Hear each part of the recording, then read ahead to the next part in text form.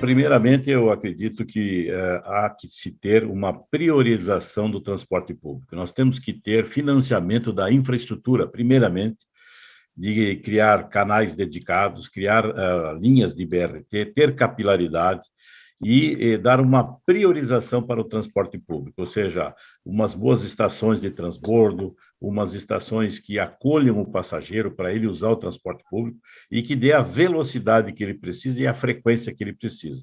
Aí a qualidade do transporte, a qualidade do ônibus, etc., é a consequência. Nesse aspecto, nós vamos trazer mais passageiros para o sistema. Então, tendo uma priorização, que ele tem uma velocidade de transição de um ponto A a B com uma maior velocidade, ele vai deixar o carro em casa, tendo um conforto, internet a bordo, poder carregar o seu celular e etc., ar-condicionado em todos os ônibus, nós vamos trazer o passageiro. Com isso, trazer o passageiro, teremos volume de pagar um pouco mais de tarifa, uma tarifa que a gente chama, tem duas tarifas, a tarifa técnica e a tarifa pública. Então, que essa tarifa pública consiga pagar um pouco mais do sistema, mas não é o suficiente.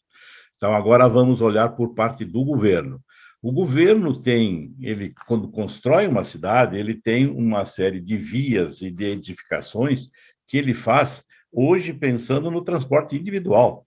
Tem muitas vias de acesso, pontes, viadutos, etc., que são feitos. Olha atrás de mim aqui a quantidade de pontes que nós temos aí para mobilização do transporte individual, né? O que nós precisamos ter é olhar mais o transporte público, e aí sim, o que a gente chama de receitas extratarifárias. O automóvel tem que pagar uma parte desta conta, ou seja, o estacionamento nas vias tem que ser pago. Muitas cidades cobram. Uma parte desse estacionamento pago deveria reverter para um fundo para financiar o transporte coletivo.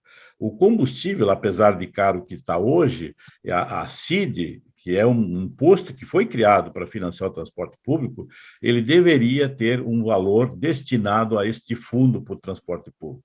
A propaganda no interior do ônibus, a propaganda no exterior do ônibus, tem muitas cidades que têm propaganda no lado externo do ônibus, deveria também ir para esse fundo e financiar o transporte público. As vias, tendo um transporte público de qualidade, muitas pessoas vão querer morar perto daquele transporte público.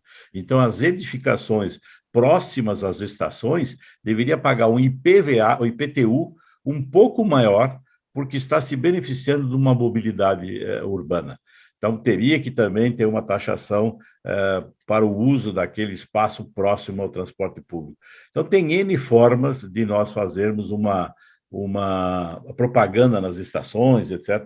Mas isso precisa de regulamentação federal, estadual e municipal.